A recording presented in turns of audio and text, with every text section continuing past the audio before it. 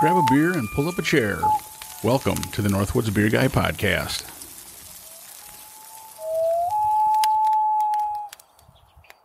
Hey, ladies and gentlemen, and welcome back to the Northwoods Beer Guy podcast. This is Mike, the Northwoods Beer Guy, and I am once again in Jim's basement, our new home studio, as long as the move is still in process. So thanks, Jim.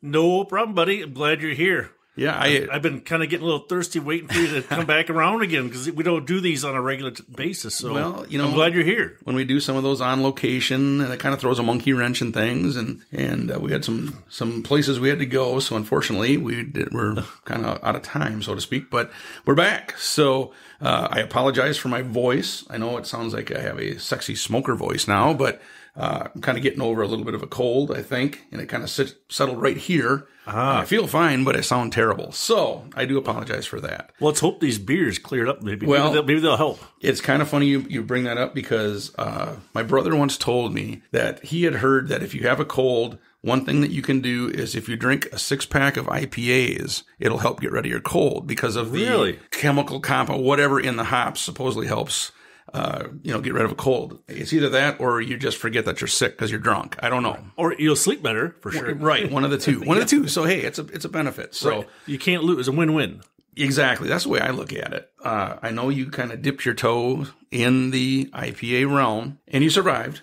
I have once or twice, and it's not always been a good tasting experience for me. We're going to kind of dip our toes into another IPA market, but this is, I think this is the first time, Jim, that we are doing nothing but hazy IPAs. I think so too. I mean, and again, I don't think it's because we don't like beer. Maybe just this style, I guess we're maybe, for me anyway, just not as familiar with. Maybe that's a better way to put it.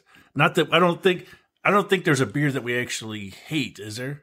Unless you said the ground up fish. Yeah, that's ground up salmon beer. Yeah. That's the only one I think that we've like totally that one yes. We don't ever have to do that one again. Correct. Yeah, we will never have a beer that tastes like fish podcast because I had that once and it's not very good. Yeah, I don't think we don't have the dumping pail right to pour the drinks out if we don't drink them. Yeah. But I think that what's cool about this is just looking at the cans, just from without opening any of them up or tasting them. A lot of them are really trying hard to do some good design on them, so it's like almost inviting you to try it, yep. which is a good thing. I mean, it's not just like, oh, here, just try my beer. Because it seems like a lot of the bourbon barrels, they're always in a black bottle. Everything's like dark. There's like clouds and everything. At least these are. They almost have like more of a professional kind of look to them. One other thing I noticed, Jim, this is probably one of the first times I can remember that we've had all cans. Oh, true. I didn't even think of that too. It just popped in my head. I can't remember the last time we haven't had at least one bottle. And we got 7 different breweries. Yep. Which is good. I mean, all different places.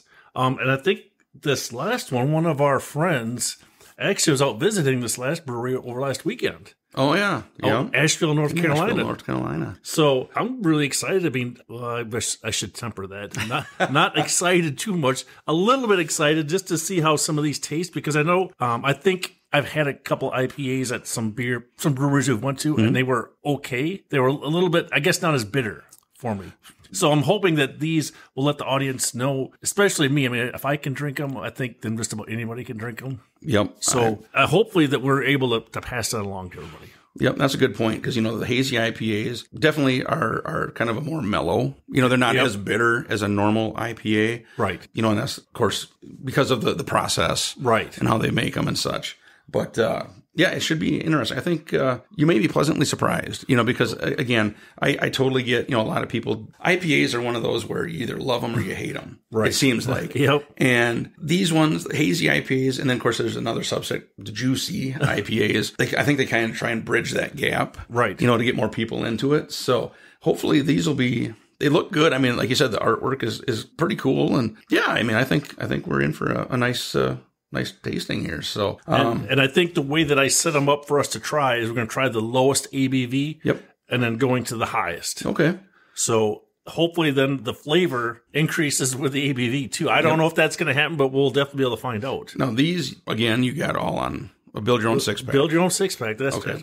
And again, it was more, I'm looking for the beers that I traditionally like, and then just happen to say, well, that looks like a cool one. And then I look at it, it's a hazy. All right. So then, but I think this has taken a few months to get 7. Sure. But at least now we got some that we've got enough that we can compare and contrast to see what we do like. So I think definitely, man. So yeah, I guess let's kick it off. Yeah. Right off the bat. So the first one is by Milwaukee Brewing. Now I wonder, because, they went out of business. I should do some looking, because I'm almost thinking either somebody bought them or something. You know what I mean? They because I've been seeing a lot more Milwaukee Brewing recently. Right. So I'm guessing that they're either back in business or somebody maybe bought the recipes and is doing it. So I was looking online. I didn't see anything where it went out of business or wasn't brewing beer anymore, but it doesn't have a lot of dates on the internet stuff. So it looks like it was started in 1997 in Milwaukee,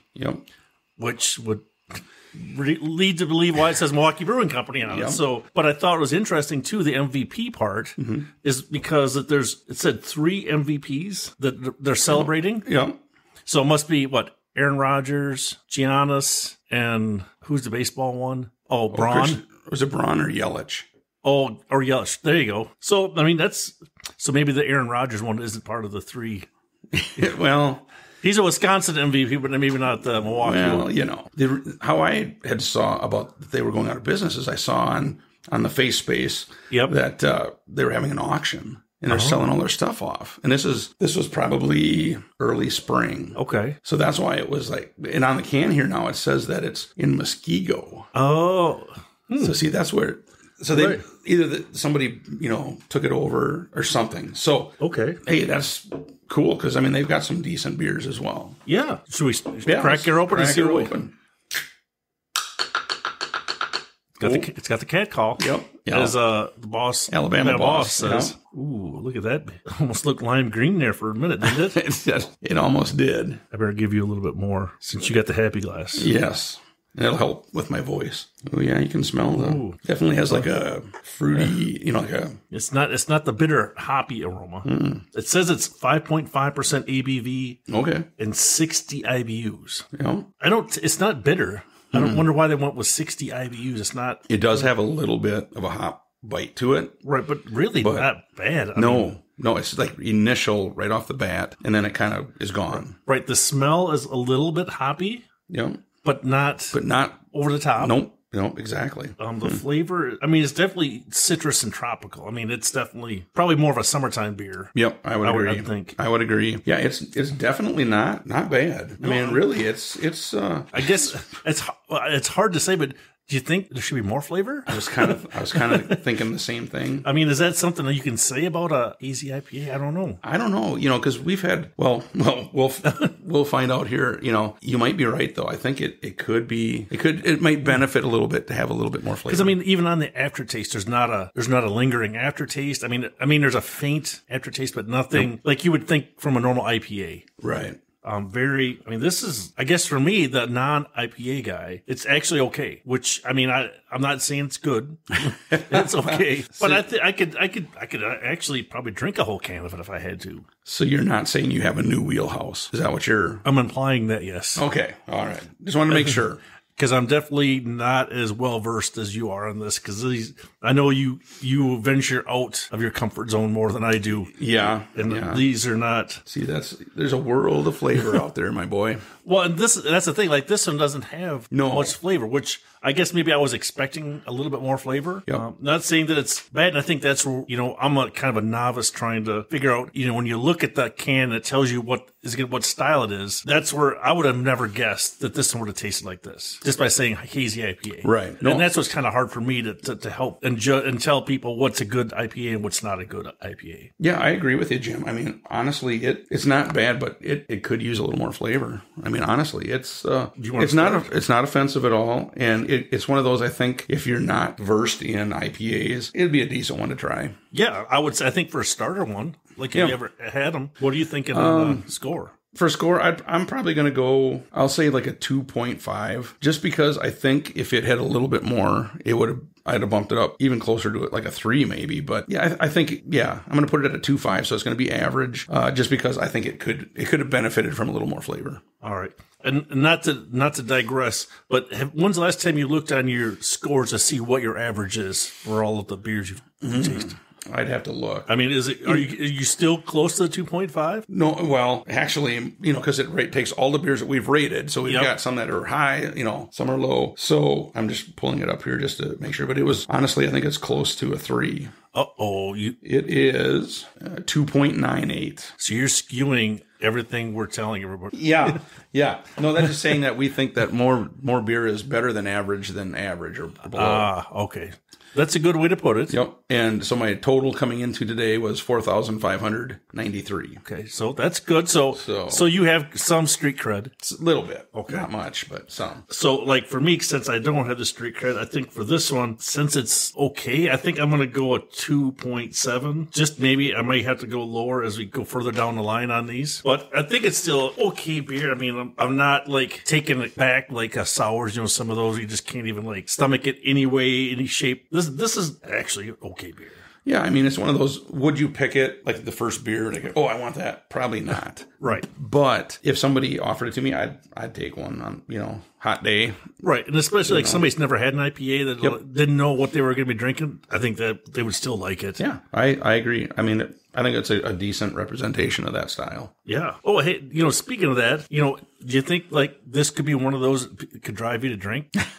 So maybe. It's kind of funny because Jim and I have talked for a while about, okay, what do we talk about on the podcast and things like that. And one of my ideas was people, places, things, situation, not like, Joe Smith drives me to drink. I don't want a person's name, but and I also said to Jim that I don't want to say politicians because they drive everybody to drink. That's a given. So, but this weekend I had ran into another situation that I thought I was getting better at handling. And again, it didn't involve me at all, but we were at a brewery and my wife and I were sitting down at the end of the bar on the one end. And there was I think there was 3 empty seats. There was another gentleman in the 4th seat. And then these 2 older gentlemen came in. Okay. So my wife and I were just sitting there and they had a college football game on. So we were just kind of watching it. And I didn't hear the start of the conversation, but the bartender, she was a very good bartender, but she was talking to the 2 older gentlemen. Yep. And all of a sudden I hear, well, sir, we are a craft brewery. That's what we make. Oh. And so that caught my attention right so away. I was like, so I looked down the bar and these 2 old guys are sitting there and the one guy goes, well, don't you have any other beer? I mean, like giving her attitude. And I look at Susie and I'm like, and she goes, well, we do have a few Miller Lights in the bottle.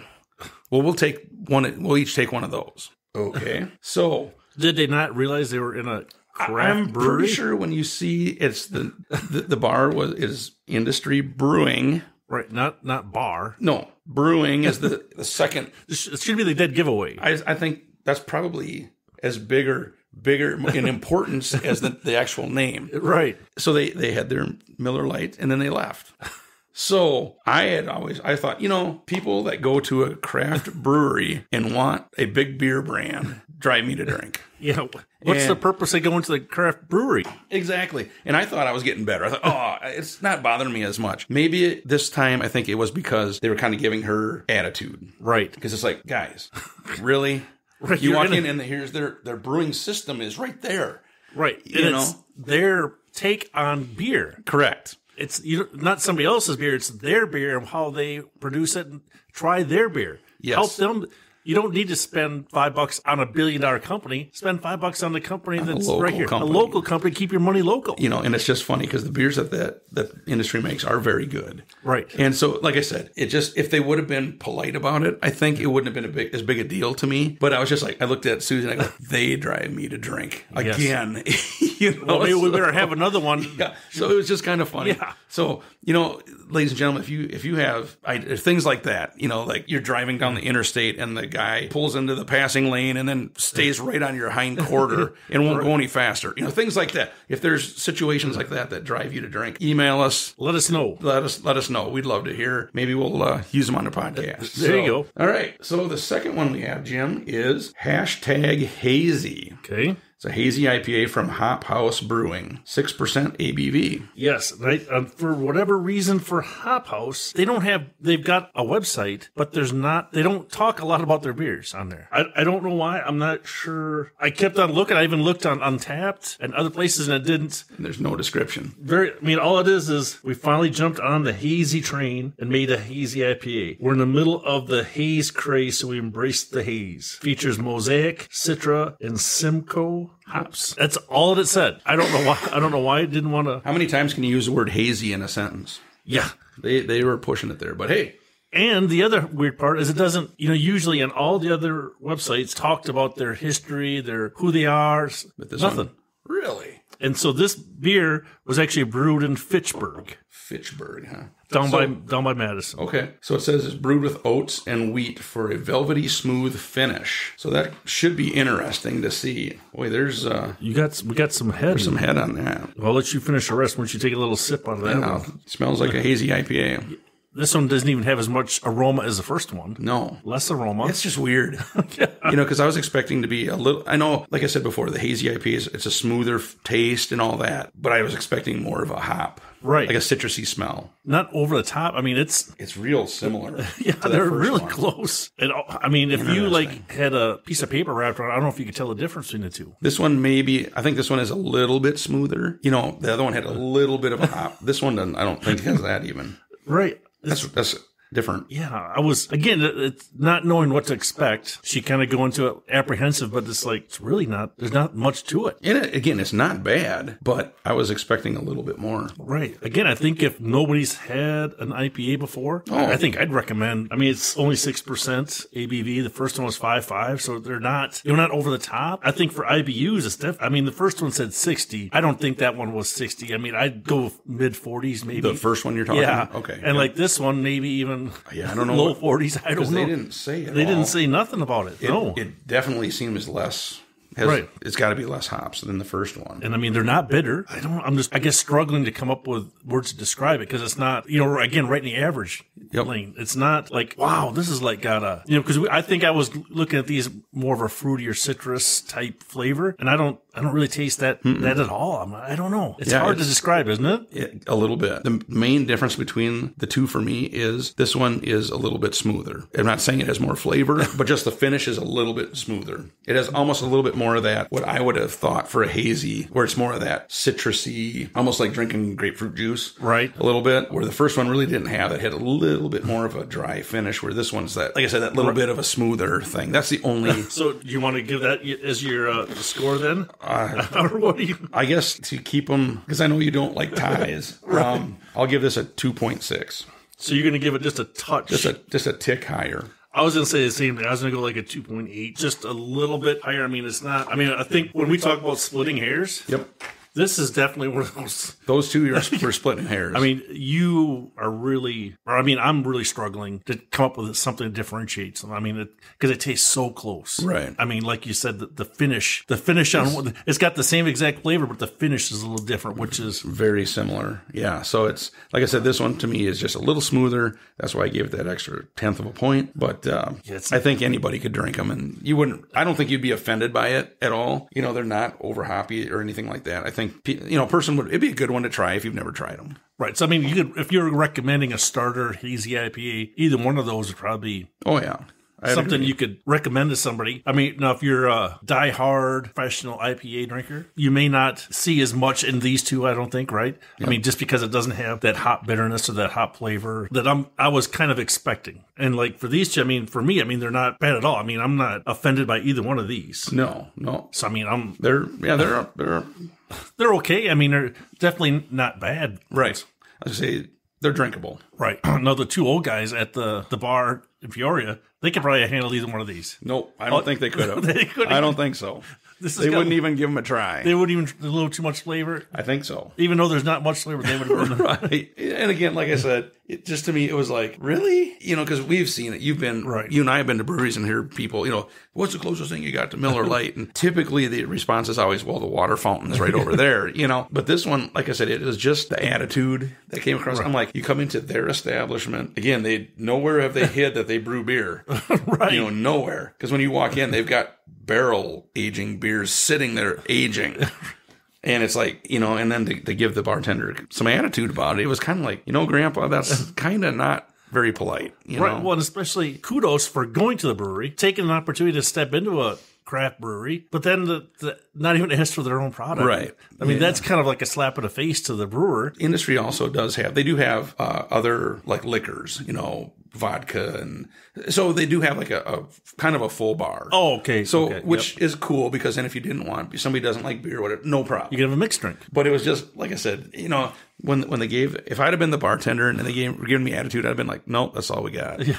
And they'd have probably left. Right. But, you know, it was just weird. You know what I mean? It just kind of struck me like, really? Yeah. You know? Well, especially, I mean, some place, I mean, don't realize how fortunate they are to have a craft brewery in your city. I mean, just look at our town. Now, we have tap houses that have a lot of different craft beer on tap. We don't have anybody that's brewing anything local around here that's like right close. I mean, we do have a couple that's one down the road a few miles, but that doesn't, one or two beers, right? Yeah. That's on tap there. Yep. But we don't have, I mean, this other than that, you got to go, Sand Creek is probably, you know, that's like 25, 30 miles north. Lacrosse is 25 miles right. west. People don't realize how fortunate they are to have a craft brewery in their backyard. I mean, it's something that I think we're just kind of envious. We don't get that opportunity. Yeah, exactly. So we're, you know, trying to tap these cans so let everybody know what we think of them, just because we don't get a chance to go to a brewery every day. Or, you know, it'd be nice to have one. We're doing the best we can, trying to. If we got to do what we can do and make the sacrifice for everybody. Yes, exactly. So, Jim, what have you been up to lately? Well, I have saw that groundhog. We've been trying to move him. He's still there. Well, so I kind of dislodged him from one place where he had a house underground. I moved all the wood so I could like just completely, because I think they like the coolness in the ground. Mm-hmm. I think that's why they're digging underground. So now I removed all the wood I'd split, got it all stacked out of the way, filled in his hole now. So now I haven't seen him in that location for a couple weeks now. So I'm hoping maybe he got the hint. Okay. That his house is he's no longer appreciated digging by my shed. So hopefully that'll be one indicator that will move him on down the line to find somebody else's shed to destroy underneath. There you go. So that's one good thing. And I think after this next beer, I got a story. I had an eagle that was flying around me today. Really? Yeah. So should we try the next one from Saturday, which is an interesting beer name? Lawn Lines. LAWN. Lawn Lines. Hazy India Pale Ale. From Saturday. Saturday beer. 6%. Now, I think this is the second beer we've had from them. Right. Because I think the first one, too, we were like, I don't know what to say because we couldn't find anything. So what did you find? It doesn't say much. Again, I think this was actually, it was like from another brewery, from Youngblood, I think. Because I see the little, it's got the same, like little tree like that. See how it's got that little label there, too? So I don't know if there's a connection between Youngblood and Saturday. That's interesting. Yeah, it could be. I don't know exactly, and I tried to look a little bit. It didn't have a lot. Okay. I don't know why. You know, I suppose that most of the brewers aren't thinking that people are going to look on the internet before they have a beer. At the brewery. Right.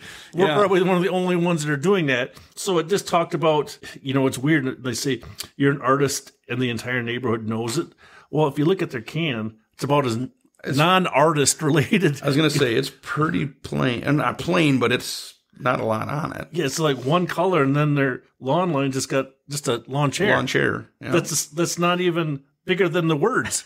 So that's a little weird. The landscape design specialist behind the cleanest yard on the block. Okay. I don't know. Okay. You don't see it. Blades of grass. You connect the blank canvas of the pattern and design with clear vision and intent. They have way too much time when it comes to mowing the lawn. Yeah, and it's still, none of these things have even talked about beer.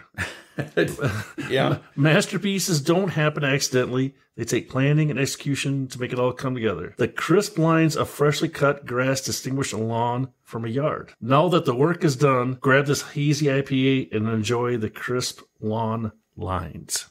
Okay. Wow. That was a lot of words that didn't say much about their beer. No, and then it says Saturday, a national holiday that comes once every week. Saturdays are for the people that want a lounge tour of America. So grab your roller skates and let's boogie, because a Saturday is a terrible thing to waste. Okay? Yep. Well, so we'll see. Like I said, I don't know if they're implying that it's a good lawnmower beer. You never know. But it's whoever they had writing up their description didn't really talk much about the beer itself. I was going to say that's one thing would be nice to know. Now you said it's 6%. 6%. So it's the same as the last one. Yep. The aroma, there's less aroma. I was going to say there's not much for aroma. I mean, I can't smell anything hardly. Ooh, there's something. What is that? What is that?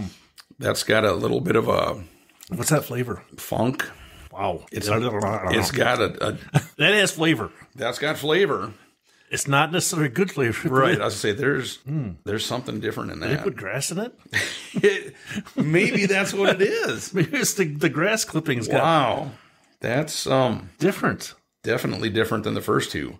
I've never had that flavor before. You could run out and grab some grass and chew on it and see if it tastes like that. Huh. Wow. That has got a different.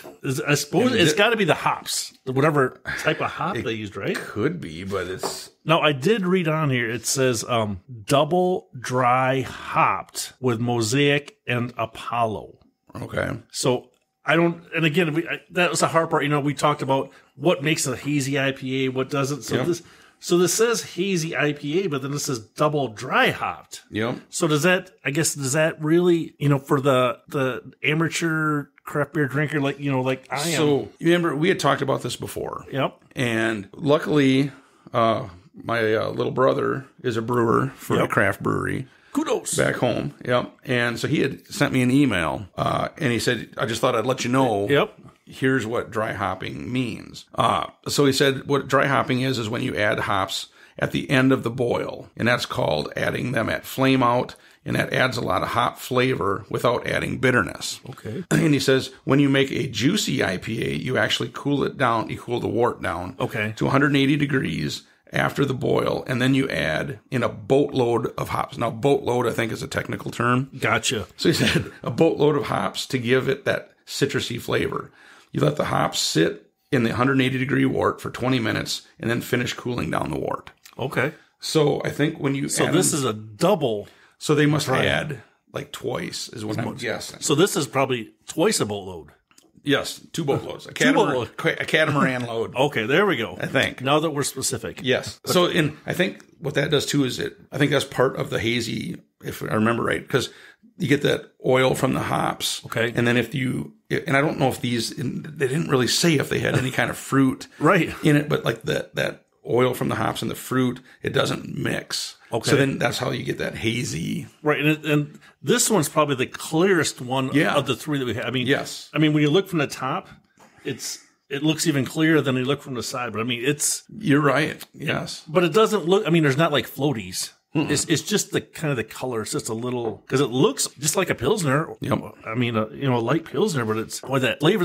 You think that the double dry hop is what that we're getting at that extra bam of those hops? It could be. Maybe it's, and I'm sure my brother will let me know when he hears this. Because, what's weird too is, like now the finish for me is now my mouth is getting dry. Yes. And that usually happens when you got a lot of hops. Okay. I've noticed. Okay. You know what I mean? Because there's a lot of like normal IPAs where they have that dry. But it's not, I don't have a bitter taste in my mouth. Right. It's just like I'm just like grasping to get some saliva in my mouth. So I don't know if is that the intent then with that? That's the hard part with some of these, how you read the label and then you have to make a decision whether you want to try the beer or not based on what you read. So it's like, like if I drank another beer, would then I'd be like, have sandpaper in my mouth? Like I wouldn't even be able to have any saliva at all. I don't know. I mean, this is definitely different. I mean, the first two are very, very similar. This one is very, not totally different, but much different. It's definitely not similar. Right. And for a hazy IPA again. After the first couple tastes were kind of rough.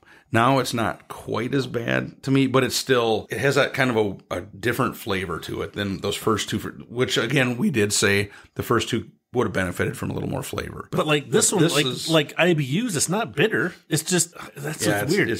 because you are expecting an IPA to have a little bit more bitterness to it because of the hoppiness, but it's not bitter. It's just kind of dry. Yeah, and it's just got a little different.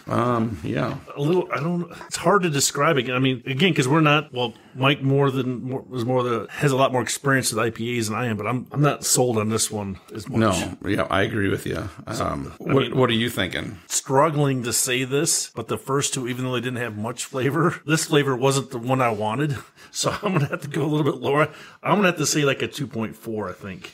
I was going to 2.3. Okay. And the exact same thing. I thought the first two needed more flavor. This one probably would have benefited from a little less. It went the wrong direction with their... And it's just, I don't know. Like you said, it could be because it's double dry hop. Maybe that's that stronger thing, But I don't know. It's got just a kind of especially that initial taste was a little bit off-putting. Right. Like I said, now the more of the glass that I'm tasting, it's getting better, but it's still kind of right. And I wish that for the listeners, would have had more info on what they did, because I mean we can't really tell anybody if it says this on the can, this is what it means, and this is what the result will be. Right. Because we don't have a lot of that detail. I mean that I don't think it's proprietary information that we're reading. It's nothing that's gonna give away their secret on how they make their beer. It's from their marketing department. Come on. But I think less talking about mowing the grass, and more about how you make your beer is what I'm kind of looking for. I don't know what you think on that. That if they had a suggestion box, I think I'd put that in there. Maybe talk a little bit more about the beer, a little less about mowing the lawn. Yeah, I mean, I kind of see that they're trying to tie in, the unique name lawn lines and mowing grass and summertime. And we all can picture that lawn where you can see the fancy lines. However people do that, I don't know how they do it. I've never been able to, but that doesn't, for me, I'm struggling to get the connection back to an IPA. One thing I've learned is your name really doesn't have to have a connection to anything anymore. I mean, there's some really interesting ones out there. That's very true. But I think that's I think part of the podcast and what we're trying to tell people too is, when it says all these first three have been a little bit different, even though they say they're hazy IPA. So it's not like, I think it also lends to that the brewmaster has a lot of latitude in how they brew their beer. There's not like a manual that the brewmaster has to open up and say, this is how you must brew your beer, right? Yep. The thing I'm learning is there might be just as big of a variation in this class as there are in Oktoberfest beers. How they can taste so vastly different and still be in the same category, so to speak. Right. I mean, I'm spot on with that one. Yeah. And I think that's a good thing about craft beer. It's not like a Miller Lite could be just a different, Busch Light's probably the one they put different cans. One could be a Hunter, one could be the Farmer. The corn can, the ice fishing can, the John Deere can. They had all sorts of. But their beer always tastes the same inside. It's all the same. But with craft beer, you're not going to get that. Right. Even though it says the style on it, there is variations, which, hopefully we're letting everybody know out there that, what our thoughts are. I mean, we're only giving our opinion. Somebody might taste the same beer and might have a totally different opinion, but hopefully we can get somebody that entice them enough to go out there and try a 6-pack of one of these. Oh, yeah. Yep. And again, I'm really surprised that you're being as calm as you are, because it wasn't that long ago that you almost threw up every time you tasted an IPA. So you see, I mean, you're coming around, dude. That's what I thought would be good, like the hazy ones. Yep. I didn't want to jump completely off the cliff and go. You didn't want to go to triple IPAs yet. I mean, I did see one upstairs in the fridge. It was an Imperial double IPA that was a 12%er. Now I have had one quadruple IPA, and it wasn't as bad as what you'd have thought. So it's in. So the next step will be double IPAs, and we'll go triples. And before you know it, you're going to be an IPA man. Or I won't be able to feel my tongue. Well, whichever comes first. So what's going on with the Eagle? You said you had an Eagle at the farm today. Yeah, so I wish, because I wasn't at a place where I could have my phone, but I don't know if the listeners have ever heard Eagle when it makes a really distinct sound. Very high pitched, and I could hear it first before I could see it. So I was standing by the shed, and I could hear it, and I'm like, "What in the world?" Because it was making I think a lot of times they use that screech or like that. They have that, whatever it was a high pitch, like it was trying to call in other eagles. Gotcha. And then all of a sudden I look out in the shed, I could see it really low to the ground. It must have just started flying, so it did a couple circles and landed back again. But then you could also see the crows and stuff. So maybe there was a dead animal there. I didn't see anything, but I was like, wow, this. I mean, because like yesterday, I'm pretty sure it was the same bird. I didn't see it, and I was driving along the creek, and all of a sudden it was at the top of the tree. And when they take off, they don't flap their wings; they kind of glide. So when it came down, probably like 30 feet, and like swooped right in front of the ranger in front of me, I was like, wow. I mean, startled because you don't expect to see this huge eagle with a like 8-foot wingspan like gliding right in front of you. And it takes off. So you're like, whoa! It almost looks like somebody's hang gliding. Because they're such a big animal. We are really spoiled in this area because we do have a lot of eagles. We've got, a lot of wildlife in general, but there's something to be said when you see a bald eagle flying around. You know what I mean? I mean, it's like pretty majestic, but yeah, they're big. And especially when you see it 10 feet away. Yep. I mean, it's something that if you've never seen an eagle other than the picture, it really is hard to describe just how big. Because they are. I can see the claws. They're very sharp claws. But it doesn't even look like they're flying. No, they usually glide, and for whatever reason, by our farm, there's a couple of valleys that kind of intersect, and I think the winds on some windy days make a swirl, not a tornado. But you can always see either hawks, the buzzards, the eagles. They won't even like move their wings. They'll just make circles, and you can see them going higher and higher in the air. See, like at your farm, it reminds me a lot how the land is kind of like towards like out west, right? Where you have like the thermals that come up, because the thermal, it pushes up the basically the ridge. Okay, and so at times I think that's what they're basically just floating, so to speak, on these thermals, and the air is doing all the work, and they're just because they're not flapping their wings. They're just going. It's like so weird to watch them, and they're just making big circles, and they're just getting higher and higher and higher. So it's like really, sometimes you can just like sit there and watch them for probably too long, but you can sit there. Because once they see that they can start going up, then other ones will start coming in there too. So you could have like 10 of these birds making big circles up there. So so I thought that was cool. Better than that it's eagles than turkey vultures. Yes. Yeah. But it's good that we got some birds like that around. Exactly. All right. What's the next one we got here? All right. Again, I don't even know how to say this. It looks like Gradzooks. Well, there's an R in there. Gradzooks. And don't ask us what Gradzook is. I don't know what a Gradzook is. But what I thought was interesting is, do you see this? Yep. What's that say? G5. And we had some beers by G5 in Beloit. I think it's the same. That they did is it a collaboration? With Youngblood. Yes. It's like, so these guys, the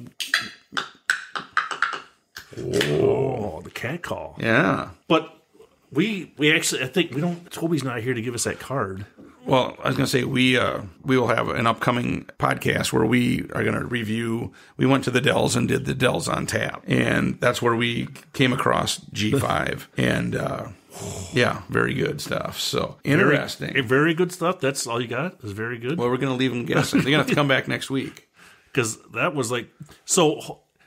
Which is weird because when we talked to I don't know if it was the brewmasters or not, but they said their niche is the bourbon barrel stuff. Right. So that's weird. So when I saw this, I'm like, wow. So they remember at the Dells Untappd, remember they had the two, because their signs didn't come, remember? So they wrote them on like cardboard. Yeah. And the one was, here's our barrel age, and wasn't the other, here's our IPAs. Oh, wasn't that it? It was like, maybe I think that's what it was. It could be, because the cardboard signs was the good stuff. Yeah. Yeah. And that nobody wanted, everybody thought, well, these guys are cheesy. They didn't. Yes. But, man, this is going to be interesting to see.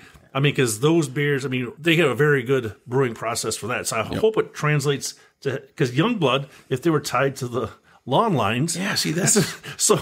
And, Youngblood, we'll have to do some looking just to see, because I'm trying to figure out how long they've been around, because if they're doing, working with a lot of these other breweries, it's kind of interesting, because really around us at the one bottle shop, Youngblood started showing up, maybe a year ago, maybe? Right, because didn't they buy from somebody else, or wasn't there? I can't remember. I don't remember what this. So again, the full name of this beer is Gradzooks. Left Us Too Soon. It's a hazy IPA, and it's 6.5%. And here's the other interesting part. Can you read that? No, not from here. I can't. I can't even read it with my. Let me see it. There's actually words embedded in that. It's of course, it's in yellow, and then there's white. Yeah. Nope, can't read it. So, I mean, so there might be something We else. need to invest in a magnifying glass. So the one thing you had on the sheet here is a collaboration with G5 Brewing. Yep. Hazy India Pale Ale, double dry hopped with Eldorado, Salvo, Idaho 7, Riwaka, and Sabro Lupomax hops. Wow. So they use a lot of hops. Well, and it's 6%. Yeah. Not much for aroma. No, not really. This one is so the last two have been double dry hopped. Right. Yep. This one is definitely a little bit smoother Yeah. than that first one was. Yeah, even for double dry hop, this, I mean, it's more citrusy. Is that the word I'm looking for? More, it's not like an orange or a lime or It's not even a strong grapefruit, but it's just got that citrusy, almost the juicy right? And like the finish to it. like the last one from Saturday, my mouth is dry. Now I don't have that.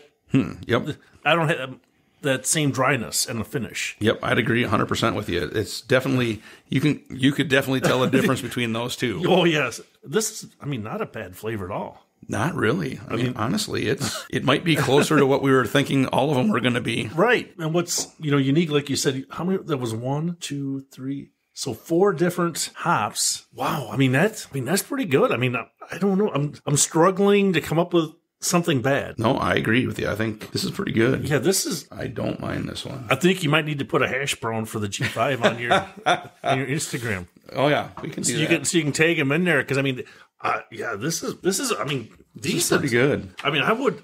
Like I said, I think this is when you sent me the list of that you had that many hazy IPAs. Yep. This is closer to what I was thinking all of them were going to be. Right. Kind of like this, where you get the hop flavor, but it's not over the top, and it's that kind of a juicy. You know what I'm saying? More of this to me doesn't even taste like an IPA. Yeah, I mean, like right on the edge. Like for IBUs, I wonder what they would have gave it for IBUs, because I mean, it's not bitter. Maybe that's in that really fine print. The fine print. Even with my my bifocals, I can't read that. I hate to say it. Well, no, but that's not a bad beer at all. I mean, that's no. I agree. I think that's. I mean, I'm glad. I'm knocking on wood. Glad that the rest of these are okay. But I mean, so far, I mean, we've not really had a clunker that's been like the bitter IPA ones that I'm always hesitant of trying. These have all been decent. I agree. I mean, other than the last one, which we gave just a touch below average, right?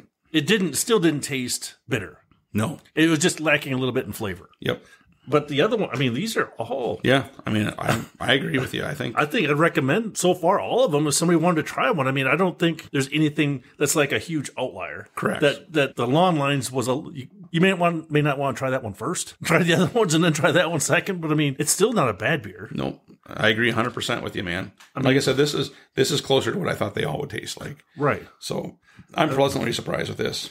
Yeah, I mean, I guess we should have tried one of G5's IPAs at the. Yeah, but again, we didn't know either. And they had too many barrel aged, and we had to try them as many as we could. Yeah, they were good. We'll get into that on another podcast, so we'll let you in on that. But it was definitely listening on that one, because we got some good video and some good stories for that. Yep. For sure. Wow, this is. Yeah, I'll give you my score right now. Yeah, I'm gonna go with 3.0 on this one. Okay. Actually, I'm going to go with 3.1, 3.1, because I do think this is definitely better than average. Yep. I'd drink another one of these. And this, again, for the listeners, is the 16-ounce pint can. Yep. So the other ones are all 12-ounce cans. This is the only. Yeah. So we got more beer of it, too. So we got more to drink of it, which is good. I think I'm right in there. I think I'm going to go with 3.0, just because I don't want anybody to think that I'm really like IPAs. I don't want to overstep my. You got to keep your street cred out there with the barrel aged boys. Yeah, I'm just doing baby steps. I don't want to think that anybody that I've changed it. It's completely switched me now that I'm going to be drinking IPAs all the time. So you're not giving up barrel aged stuff. No, I do want to let you know too. Not to change the subject completely, but. Last weekend we went up to see our daughter at Stevens Point. So we're like, well, since we're up this far, let's make it a little swing in by Central Waters. And it just so happened they had 5 new barrel age releases again. Really? So I picked those up, and those I can't wait. I mean, they all sounded good, and we might just have to do a 5 beer tasting. Well, I was going to say, what we need to do is we need to get at least a couple other people to join in, because, it's funny, because I still have the first 2 of their barrel age releases, and we haven't tried those yet. I don't think we can do because they're all the big bottles. Yeah. You know. Yeah, because I think that might just be one episode by itself. Just trying to do. Yeah. Because, I mean, they're good beers. It's just they can put a hurt on you. Or, now here's call me crazy. We could always just do a taster of each of them to begin with, and then go back afterwards and finish them. Yeah, I'm going to call you crazy. If I like them, I want to keep drinking. Keep going, exactly. Yeah, because, I mean, and again, these are, what was weird because, Central Waters has the brewery in Amherst. Mm-hmm. Then they have one in Milwaukee, and 2 of the beers are actually made in Milwaukee. Really? Yeah. So I have not had any of theirs from Milwaukee. So. Because that's not part of their label on there too. So I'm assuming that they're just as good as Amherst. It's got the same. You would think. So, that's hopefully another good podcast we can try. But I mean, definitely want to make sure we got our big boy pants on. Well, it's funny with the whole move thing and all that. And I was moving all the beer that I have downstairs, and I stumbled across a couple boxes. I was like, I totally forgot I even bought that. So we have a lot of high octane beers that we can do on the podcast. We'll have to divvy them out, kind of thing a bit. But there's some in there that are going to be really good. So, and speaking of that, when I was just at one of the local liquor stores, Dragon's Milk came out with another new one. Really? A cookies and cream one. I bought the 4-pack of that. Nice. Well, so I got the s'mores and the cookies and cream now, too. But remember, I've got, now, a few of them are probably starting to get a little old. We may need to. We may have to start doing that, but we probably got 10 or 11 variants now of Dragon's Milk that we could do a couple different podcasts on. The good thing about those, though, is they're all 12-ounce bottles. Right. They're not the 22-ounce. But they're all still 11, 12% as well. Yes. So maybe one more person to help us with those. Yeah. We may not need 2. We don't need 2 more on that. We don't want to spread the wealth too much. No, we don't want people to know what we have. So I just thought I'd tell the listeners about those because I think those will be coming up probably soon. Because some of these, I think, correct me if I'm wrong, but like these IPAs are probably more of a summertime beer. I mean, I don't think you see as many of them in the wintertime or spring, right? I mean, it's because it's based on the hops and when they get them, right? Right. I mean, you still will see them, but I think they're more demand is in the spring, summer, type thing. I'm sure now we're going to start seeing some more stouts for sure, more like your winter warmers, your winter ales. You'll start seeing more of that stuff. Nice. Coming soon. Yes. So we got that. Because we haven't even made a full year of doing this. So we're still in the seasonal part of trying to figure out a lot of these. Well, and I still think for December, our plan, I'm hoping, knock on wood, is we can find a beer advent calendar.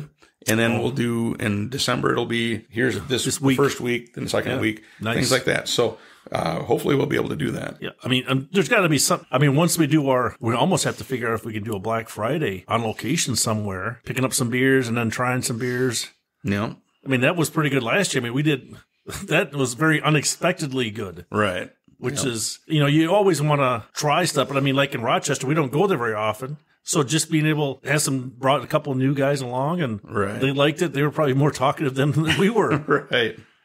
Yeah. Finding good beers. It'll be interesting. Oh, well. Ooh, was that a good or a bad I think I was talking too that much. One overstayed its welcome. Yeah, I had to take a little bit more than I was expecting.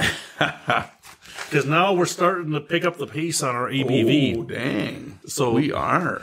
How do you say this again? I always mess that last name up on the brewery. I always say it's Deschutes. Deschutes. Shits. Not like a shirt. No. Or shits. Correct. No. Deschutes. Deschutes. Okay, all right. Or Deschutes. Whichever. All right. Well, it does have an interesting name. Haze Tron. Imperial Hazy IPA. So usually then when they say imperial, so what's the difference between an imperial and a double? One is twice as much and one is imperial. But doesn't that mean it's more, it's like... Typically, I always think it's like higher alcohol. Okay, so imperial is more, because this is... I think double, well, it depends on what you're talking about. A lot of times like a double IPA, it's just more that it's has more hops is my thought process. Imperial is typically a higher alcohol. Okay, so this is 8%. Yeah. So now we were doing some this kind of slow walking, and then we were doing some fast walking. Now we're going to start jogging. Now we're in a slow jog right now. So on the can, I'm not sure what the artwork is. It's almost like Tron, the movie, a little bit. But it says here, it says exploding with big. Okay. So I wonder if that's an explosion of a hop. Is that? That's exactly what it is. Good thinking, Jim. I should read your notes before I start talking. I did want to read this on the can, though. Oh, okay. Yeah. Radically juicy. Ooh. Experimentally hopped, freshly squeezed. No fruit was harmed in the making of this beer. Nice. So I guess they got that going for it. Yeah, but and it looks radically juicy. I'm intrigued by that. And these guys are from Bend, Oregon. Yep. Well, that's sweet. I mean, I think we've had a few beers from them. Oh yeah. Not IPAs, but I think they've had some stouts. Like Black Butte Porter. There you go. That's a very good one. Yep. Yeah, they've got several beers that are really good. Oh, you can do the cat call. There you go. Where's the Alabama boss when you need him? He's been out there doing a few more. Well, it was kind of interesting. After we recorded our German beer one, did you see that he did a German beer one? Oh, I think I may have missed that one. Yeah, and it's kind of interesting. So we do have, I guess we can maybe give him a little preview, but I picked up some international beers. Oh, that's right. You were talking about that. And we're not going to say where they're from, but they're not from the United States. There's one that is, but it's a style based on someplace else. All right. But the other ones are all not from here. Right. So just to remind everybody, I brought some beers, the German and the Czech style ones that we really liked. Yep. And I do have a different Czech beer, and I think I got 2 different German beers, I believe. Well, you got to remember, that was my A stuff. Yep. Well, and these, I don't know if they're A, B, C, or F because I just saw them and I'm like, we didn't have that. But then the other ones are from countries I've never had a beer from before. All right. So it should be interesting. But remember, when we very first started a craft beer stuff, and Julie brought me those beers from around the world. Beers from around the world. And I tried all of them and gave you just a little sip of each one. Remember? No, I very much remember it different. What do you mean? You had a little sip, and then I got to finish the rest of it. Are you sure? I thought it was the other way around. Nope. So that was 24 beers from 24 different countries. So it's going to be hard to top the quality of beer that I brought out for you. There were some beers that tasted like stinky feet in there. I'm not going to lie. But you drink them. Yeah, it was New Year's Eve. What am I going to do? That's the only beers you gave me. So yes, so we have had a few. So maybe some of those countries, they sent their cheaper stuff for that. It could have been, but yeah, it's going to be interesting because I was like, when we were in Peoria, they have a liquor store chain called Binny's, and it's kind of like Total Wine, but nice. Not as big, at least on the craft beer side. Okay. I mean, they're big stores. They got a lot of different types of stuff, and they got a lot of craft beer as well. I'm like, well, let's go in here and check it out again, right? And I'm walking down the aisle, and all of a sudden, because I'm thinking to myself, keep an eye out for something we could do a podcast on. And I go down this aisle, I'm like, wait a minute, where's that from? Where's Susie at? I got to get the cart because I found we're going to eat some beers. Yes. So and we'll look through them because I think I've got like 8 beers total. But there's, like I said, there's a Czech beer and a couple of German beers. But they're ones we didn't have. Okay. So it could be interesting. We could start with those and then go to these more. All right. Well, they better be as good as the ones I brought out for you because those are some good ones. Even Toby liked them. Well, we'll go to he knows about these more exotic locations, which I'm sure you haven't had beers from these places either. So I'm a little bit concerned. All right, so now we're back to the Haze Tron. You can smell the hops. Not overpowering though. What is that flavor? What's that? It's like burnt, isn't it? Is that a smoke? There's some kind of a. Was it a smoky flavor? There's a strong flavor to it. You know what I'm saying? I mean, that stronger than these ones. Yeah, that's. I will save my commentary for a minute until I have a couple more tastes of it. Yeah, radically juicy. It's not like you said before. My tongue doesn't get. It doesn't dry your mouth out. But there's a kind of a stronger flavor to that. That's kind of different. What is it? Does it say anything? No, it doesn't. It doesn't even tell the types of hops. Did it say anything? I can't. No, just what I read. That one has got a little more, and it's 8%. 8%. It gets bonus points for. Yep, it does. It doesn't drink like an 8%. It's pretty smooth that way. But boy, there's a. Boy, my tongue is just like. There's some kind of flavor in there that's definitely different than the first ones. Yeah, it's hard since we don't do these enough to know the difference in the hop styles. Right. It's hard to describe. It's hard to put in words because it's like doing something different. The mouthfeel. Maybe that's what it is. Isn't that one of the characteristics out of the? Yeah. But I'm trying to figure out because it says something about juicy, and I'm like, it doesn't taste like grapefruit, and it doesn't taste like orange, really. No, I mean, it might be orange, but it's not. Like I can't pick it out. Right. The citrus, which of the citrus family are they using? It's hard to, and I think I tried to look on here. I didn't see what type of hops. No, it doesn't say on the can at all. Boy, I don't know. I'm give them at a loss too. The artwork on the can is good. I don't mind that. No, I mean, they did a good job there. Yeah. It's a higher ABV. Higher ABV. Would I want a bunch of them? No. I think one can, I'd probably be good. Yeah. I'm just trying to figure out what that is. Yeah, I wish I knew too. I mean, and again, I looked online, and kudos for having the stuff, the website, but they don't really tell you a lot about it. It's hard to, we can't tell the listeners because we don't know. I mean, it's not like we're not holding anything back. Yep. I think we try to tell everybody as much as we possibly can about it. Boy, I don't know. It's just, this may be one of those I may not recommend for if somebody's starting out with IPAs. Maybe not try this one first. Okay, so it does say exploding with big tropical hop character from experimental variants and modern hopping techniques. So they don't give you, this is, they don't tell you what they used for sure or how they did it. Did they dry hop it? Did they, you know what I mean? They didn't tell us that. So, but again, it is the one, it's an imperial. So it does have that stronger bit to it. Yeah, I would definitely, if you have not had an IPA before, I don't know if I'd recommend this one first. No, this would not be my first one to give somebody. I would say the first four, you could probably try any one of those and then try this one. I just can't put my finger on it. I think people have to work their way up to that one a little bit. I mean, so you're saying we're a little more experienced? We're a little bit more experienced. And again, and even for me, that I don't like IPAs, and I'm not whatever profess that I do. I can drink it, but it's not right up there with, I don't know. I wish, like you said, since it's an experimental one for them, and different techniques they're using, so they're doing something different. They're trying. I'm sure there's so many craft beers out there now that the only way you can find your own niche to do something a little different. So we just don't know what they're doing with it. Correct. What are you thinking on your score now? Boy, this is confusing because I give them credit for the 8%. It is juicy. Yep. I just don't know what the juice is. The overall flavor is a little bit of a turnoff. Yep. I'm going to go like a 2.4. Yeah. This would not be one I would recommend, especially if you're a new person to them. I think you have to work your way up to it. Yeah, I think for me, I mean, this, the Saturday beer was up to this point was my lowest rated one so far. But I think I'm going to put this one like 1/10 below it. So I'm going to go the 2-3. Yep. So for me, this is going to be my not bad beer, but the lowest rated one so far today. Right. For you had the Long Lines as your lowest rated one. Is it still, you're still thinking the same thing? I just think the Long Lines had a little bit of a grassy taste to it. Yeah. So, but for this one, we don't know what that. And this one definitely is a stronger flavor. Because I'm getting a little burp, with it. Yeah. Little gas is coming up, and it's not coming up good. It's not a good flavor coming back up. So the only good thing is, Jim, is you'll only be burping it for like the next day. Right. So other than that, it's not a bad deal. I mean, it's hard to take big gulps of this. Yes, I agree. 100%. Some of the other ones, I mean, I remember, some of those taster glasses, you can just, and it wouldn't even phase you at all. Here, this was like, whoa. It's like my stomach is starting to get. Sometimes you drink this one about as slow as some of the barrel aged ones, but the barrel aged ones you're doing it because you want to savor it. Yes. This one you're just like, okay, I got to build myself up for the next taste. So, wow. All right, we got her done. Yes, we did. And it was only a 12-ounce can. Only a 12-ounce can. Oh. Well, let's go into another one to get that taste out of our mouth. Yeah, and not in a bad way, but yeah.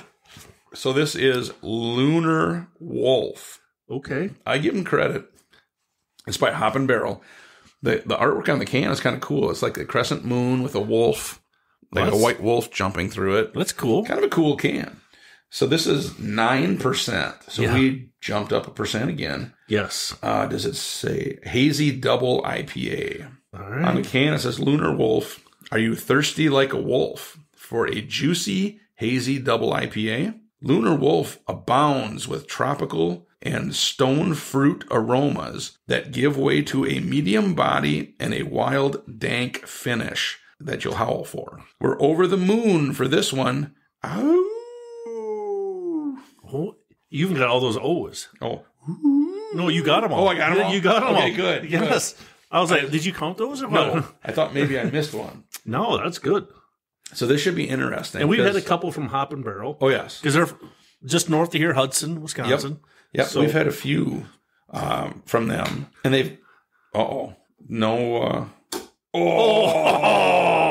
dude! What the... How did you do that? Boy, that's maddening. So the topper wasn't opening. You sure you want me to use these? These got pictures on them. There are people so they can read when they're having their beer.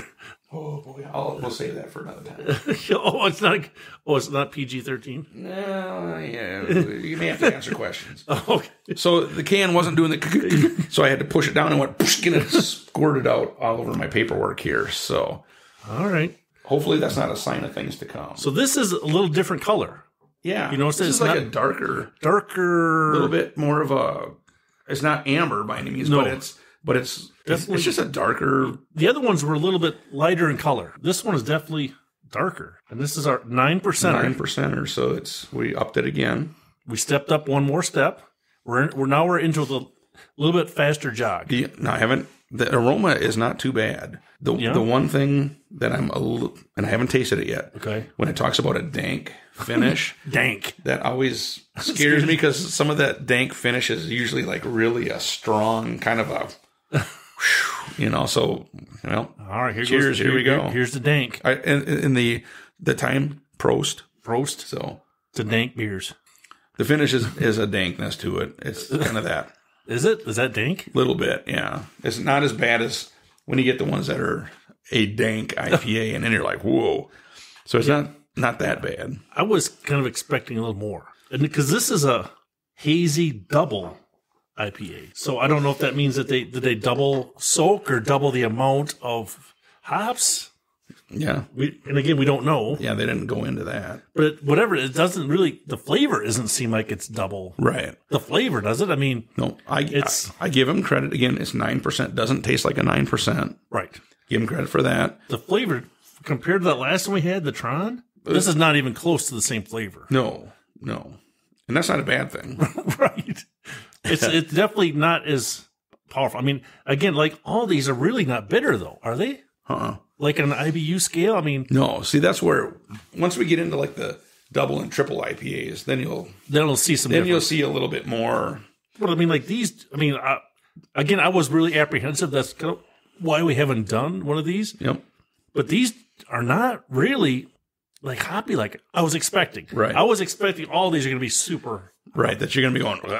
Yeah. You know, like you. Yeah. Normally do. Yes. But these are not like that at all. I mean. Pleasantly surprised that they are drinkable. Yep. I agree with you. I'm because you like them probably a little more than I do. I'm not as... Well, like I said, I took a year and drank as many as I could to where I can stand them. Again, do I go out all the time and say, I want an IPA? No. Again, I'm a dark beer, porters, stouts. Bourbon barrel. Oh, yeah. Stuff like that would be my first choice. But I can definitely drink them. And these, like I said... Overall, I've been impressed that they're not too bad. Right. I mean, and I think our scores kind of reflect that they're kind of average. I mean, I guess average for us because we do like our scale is skewed towards a lot of flavor that are heavier beers. Yep. So, I mean, there might be somebody else that's doing the same podcast kind of thing we are that would think these are the best thing, and the bourbon barrel ones might be the other way. Oh, yeah. I'll guarantee that. Well, we know people that are like, oh, I don't know how, coffee and cigarettes. How can you guys drink that? But I don't think the same people that don't like the coffee and cigarettes beer, they would not even try these. It's kind of funny because my wife was talking to, who was she talking to? I can't remember who it was. Oh, it was the people that bought our old house. Oh, okay. Very nice couple, younger couple. And when we were finishing moving our stuff out and all that, and we were talking to him, and he had said, well, if you're near, you stop up and we'll have a beer, and she's like, oh, what kind of beer do you like? Oh, well, I think he's more IPA and sour kind of guy. I was like, oh, craft beer. Yeah, and she had said that we do a podcast and all this and that.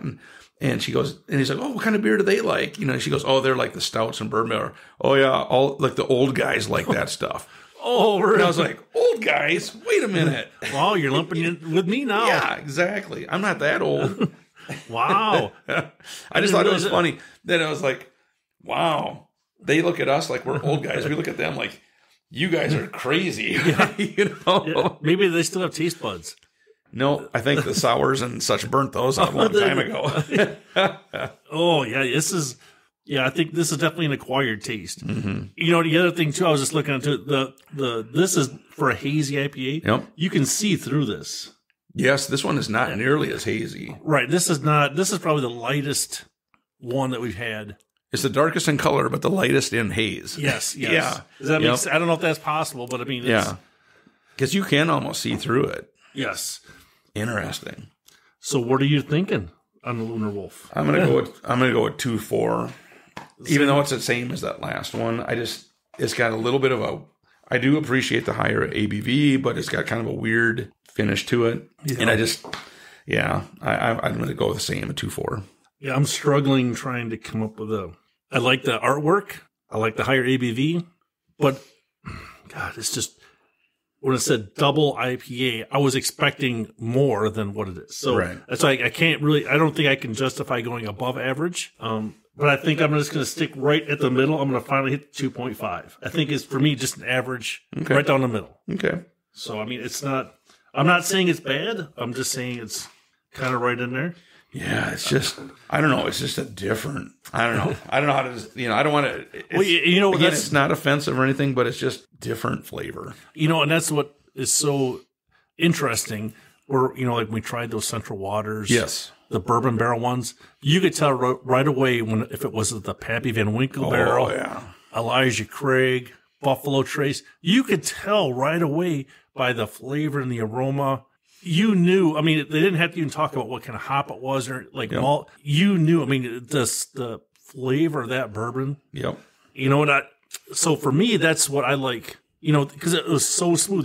There wasn't a bitterness with any of those beers that we tried from Central Waters. And that's where I struggle with, I really like that flavor. And then to step out and to try something that's like not over the top bitter, but it's a little more bitter than that. That's where I struggle with sometimes. I don't know what you think about, like bourbon barrel to IPA, the difference. Yeah, they're vastly different on the spectrum, but I agree. I mean, like I said earlier, if you have a great, we'll just say a good bourbon barrel, to me is better than a good IPA. Yes. You know what I'm saying? Yep. But I've had a lot of really good IPAs. I've had a lot, of all kinds of beer. But again, if you have a bourbon barrel and an IPA sitting next to each other, take one. Well, I'm going to grab the bourbon barrel. But I do have one of those Pappies in the fridge. Yeah, that's going to be, we're not going to bust that up. No, that's going to still live in there for a while. Going to still keep aging? That's going to be for another time. Yeah, oh boy. So I've been trying to drink this because I'm intrigued by the Voodoo Ranger. Yes, so we have one to go. One left, our highest ABV and our lowest IBU. Really? Yes, it is. So I don't...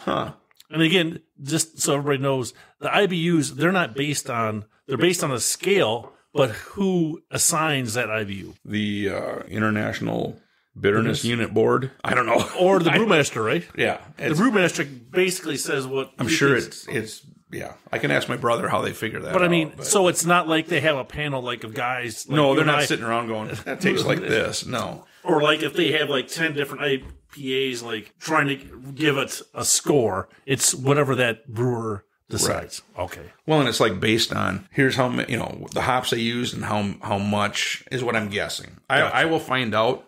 Okay. So we can talk about that.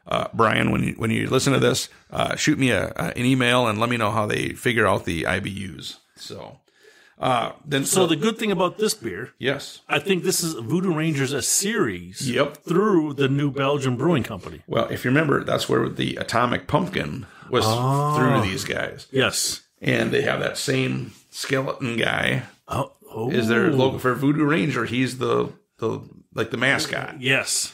So this is Voodoo Ranger Fruit Force Fruit Punch IPA. Wow. That's a mouthful. I'm wondering, is it going to be red, like fruit punch, or is it just, I doubt it, but if it is, we'll take a picture of it. There you go. Juice Force IPA is a fruit-forward, highly drinkable 9.5% ABV blast. Buckle up. With this hazy IPA, you'll be buzzing the tower in no time. What is the classic? Is that Top Gun? Well, yes, but what is... when he requests the negative Ghost Rider, the pattern is full, and then he buzzes the tower. Does it anyway. Yes. I didn't have the explosion like you did. Well, that's good. That's good. There's not beer flying. Maybe that's it. You have to open all the cans and such from now on. There's a little bit of foam, but not much. Nope. It's just really a light color. There's no reddishness. I was thinking with the fruit punch, maybe it was like, fruit punch.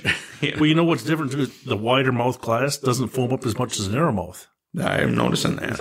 I'll let you have the rest on that one. Oh boy, smell that one. But they're famous for the Fat Tire beer. Oh, that's their number one product. Yep. Ooh. Boy, you can smell fruit in that, can't you? There is fruit. I can smell like pineapple. There's juicy stuff coming out all over. What else is there's like pineapple, there's maybe cherry.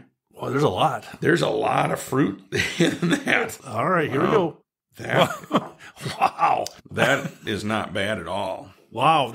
I think for me, I think that's the best beer we've had today. That is wow. That tastes like you would expect it to be red. You know what I mean? I mean, honestly, it does not taste like an IPA whatsoever. I mean, the aroma is not. That is just crazy. The aroma is not hoppy. I mean, for the 30 IBUs, that's probably closer in line with what I thought it would. I mean, boy, this is... Man, that is good. And it's 9.5%. Does not taste like... That is a scary fruit punch. So it's probably a good thing we had this one last, because that would have skewed everything if we had tried this first. If we had this first, all these rest of them would have been like, oh, that's terrible. That's terrible. You know? Wow. This is crazy. I don't think I've ever had a beer like this that had this much. I mean, it was a very good combination of their fruit, the way they put it all together. Yeah. I agree 100%. Wow. This is really, I mean, again, I got to temper it down again. It's okay. It's not my wheelhouse, but it's okay. Yeah, it's an IPA, but I would definitely recommend I want a 6-pack of it? No. Because you'd have a good buzz going with a 6-pack of it, but that is good. Wow, for IPA, I mean, I'm very, very pleasantly surprised on how, they're smooth. When you set the cans out and I saw it, I was like, I'm a little worried about that one because you don't know. And here, again, too, correct me if I'm wrong, I think the first 6 were hazy. Yep. So this one isn't. Well, it says a hazy imperial IPA. Right, so it's a little different, I guess, so I don't know. So, I mean, is it still part of this category, you think, or...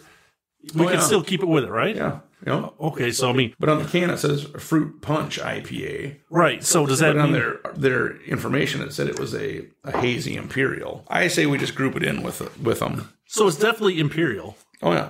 Because it's higher ABV, like you said. Mm-hmm. But boy, this is, I mean, the finish is smooth. The flavors are really, really good. Man, it tastes like fruit punch, really. Yeah, I mean... I don't have the alcohol burn at all. Yeah, that's impressive. Wow, they did it. And again, it's like the hidden gem. You never know. Yeah. You never know what they're going to taste like. Would I have went and bought like a 6-pack of that to begin with? No. Not even close, right? I mean, without knowing. I mean, because I think we've had some other New Belgium beers, some other Voodoo Ranger. Oh, yeah. And nothing came close to tasting like this. No, and I've had some other of the Voodoo Ranger ones, and they're good. Right. But this is just... Almost next level. This is, I mean, for me, for IPAs, this is, most of my IPAs are pretty low. Yep. This is like... An outlier? Yeah, this is way, way higher for me. I mean, That's crazy. Good. I mean, the way they balanced all of it. That is crazy, dude. I can't believe that. So you're surprised too, then? I am 100% surprised. So you haven't had anything like this I've never had this. And anything that tasted like this is an IPA. No. I give them credit. They try a lot of stuff. Right, and what's weird is, usually the IPAs, they have that hoppy bitterness. It's not there. I mean, why do you think then they want to label it as an IPA, but they don't have that bitterness with it? What's the advantage, you think, for that? You see what I'm saying? Yeah. Because usually... now, they could say because it's an Imperial Hazy IPA, which your hazies typically are, your devout IPA fanatics probably wouldn't like it because you don't really taste the hop. Right. You taste the fruit. Yep. And such. But boy, I tell you what, I would not hesitate to recommend that to anybody. If they've never tasted an IPA before, they would never even know that's an IPA. So where you'd have to balance it with is that every IPA doesn't taste as good. Correct. And also remember, this IPA is 9.5%. Right. So it's a very good IPA, high in ABV, but it really doesn't taste like any other IPA that we've ever had, is it? I get no hop flavor out of it at all. No. I mean, that citrus. That fruit punchy flavor. As soon as you bring it up by your nose, you can smell. Yeah, the fruit right away. That is crazy. Like the cherry or the. Like I said, I get pineapple. I get cherry. Oh, all good flavors. Oh yeah, I mean they mixed them perfectly. I mean, I'm gonna let you start with your score.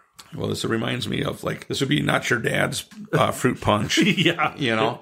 Right. Dude, to me, this is good.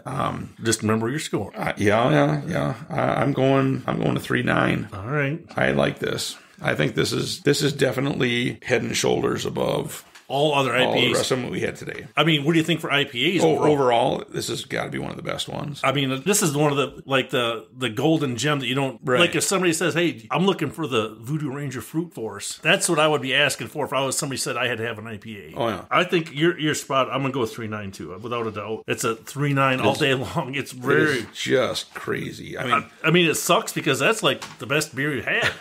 Yeah. I mean, that's a damn good beer. Like I said, I just think when you had them sitting out and I first saw it, I was like, I was leery, I'm not going to lie, because you don't know. Right. But boy. Very, very good beer. It's a good thing we finished on that one. Yeah. The other ones still leave a kind of a weird taste in your mouth. It does stuff. Yes. If there were two of them that I had to recommend, yep, I would recommend this one, the Voodoo Ranger, and I would recommend the Gradzooks. Gradzooks left us too soon. That's my top two. I mean, I just think if I had to say, hey, try these first, I would go there. Even though, I mean, some of the other ones, those first two, they were a little more mellow. Yep. But then they were also lacking, I thought, in flavor. Right. So I think, again, the Voodoo Ranger, you're not going to want somebody to drink a 6-pack of it, especially if they've never drank it before. Right. But that one had unbelievable flavor, and the Gradzooks, I thought, had almost that perfect balance where we thought all the rest of them were going to be before. So, yeah, that's my top two. And I guess if I had to say, did one win the class, I'm saying the Voodoo Ranger. Yeah. I mean, you're totally spot on for me. I mean, and again, I always temper it with, I don't like IPAs. Be honest up front with everybody. I don't like IPAs because I don't like the bitterness. But the Voodoo Ranger Fruit Force was not bitter. There's no... It was just almost like drinking a fruit juice that's perfectly blended, very well done. I really, really like that. So for Voodoo Ranger, you kind of converted me to drinking hazy IPAs if they all taste like that. Hang on. It's a good thing I'm sitting down. I know. I mean, it's actually that good. So, I mean, I don't know if it would convert a lot of other people, but hopefully it would intrigue somebody that's maybe never had an IPA before. Yep. I would definitely, I would definitely recommend that beer. This particular, not IPA style, but this beer, try it, see, because you might like the other ones then with it. But I mean, this was by far head and shoulders of everything else we had today. And when you compare that to the rest of them, I mean, that definitely had a different flavor than all those other ones did. I mean, for sure. But it was just wow. I mean, it was totally, I had no idea. And wow. I mean, that's amazing. I'm so glad we got to try that because odds are I'd have never bought it. Right. And and all these were build your own 6-pack. Yep. So how would you know what they tasted like without doing it? Hopefully we're giving people a little bit of insight. And, I think that no matter what your taste buds are, you're going to like the Fruit Force. Yep. I mean, that wasn't over the top either. Anyway, it was just like, if you like juice, yeah, you're going to like this. If you like, just fruit punch, I think you would probably like that. But you got to make sure you got to watch it because it's 9.5%. Remember, it's 9.5%. So that was our highest ABV one. Yes. For this category, it was the best tasting and highest ABV. So spot on, perfect. I wish they all. Which is kind of crazy because there's not a lot of times that we have that where it's the highest alcohol and the best flavor. Right. Typically, that doesn't. We have had it. Don't get me wrong, but a lot of times it's not. Right. It's not like that. So yeah, and I think I'm glad we had to be able to try these to kind of compare and contrast. I hope we gave everybody out there a little bit of insight to what we think are the good ones. No, exactly. And again, like I said, I'm glad that some of the liquor stores and such have stuff like this where in there build your own 6-pack because we've been to places before where you have your normal. Right. Run-of-the-mill, quote-unquote, craft beers in their build-your-own 6-pack, and that's it. Where it's like, if I owned a liquor store, I'd have every beer I have, unless it's a super high-dollar one. But you can still do that, but, you charge more for it. But still, put, whatever you're selling, put it out there so people can try it, and then they can come back and get what they like. Yes. So, I mean, kudos to this. And I don't know if I would have said this before we started, but I'm glad that we did try the hazy IPAs. They were, and I think except for the first two that were very close in flavor. The other ones were all, I think, distinct. Yes. They're very unique in their flavor. Some were distinct than others, but yes. So that was a good thing, and I'm glad we tried it. I mean, for me that I don't like IPAs, it was good that I was able to try all these. And I think that was... Well, and again, like I said, I am so proud of you because you didn't almost throw up on any of them. And a couple of them were a little suspect. Right. It wasn't that long ago. You'd have been like gagging and all that. So before you know it, you'll be the same way. Well, even with the sours, you're getting better. Yeah, if they're not like tart. Correct. You know the ones that like suck your face. But that's the thing we've talked about before is it just, to me, it seems like sours are going more sweet than sour. It's more just fruity than sour. Yep. I don't know if it'll continue like that or not, but, we'll see. Like I said, the thing that I really appreciate is even in this class, there was really kind of vastly different flavors and things like that. And it just shows how the same category of beer can have really different flavors. And that's why I think you need to keep trying different ones. And you never know, you're going to find a gem, and just like that Voodoo Ranger. Yeah, oh, for sure. Yeah, I mean, I'm glad we did it. I'm glad you got to come over to the house again, into the bar down here. It's a good atmosphere, good environment to be trying beer, and I hope that everybody else got as much enjoyment listening as we did trying these. And again, I apologize for my smoker voice that I got going on. Hopefully, it'll be cleared up for the next one. So, but yeah, Jim, thank you again for setting this up and let me come over, and we'll do this again. And I'm impressed you didn't throw up or nothing, and it almost sounds like you'll try more IPAs. I will try. Thanks for letting me be a part of this. Of course. So see everybody out there. So like we always say, we hope your campfire is always warm and your beer is always cold. See ya. See ya. Thank you for listening to the Northwoods Beer Guy podcast. If you have a question, a comment, or a beer you'd like us to review, please feel free to send us a message at northwoodsbeerguy@gmail.com. You can also find us on Facebook, Twitter, and Instagram. If you're on Untappd, look up Northwoods Beer Guy and send a friend request. Until next week, I hope all your campfires are warm and all your beer is cold.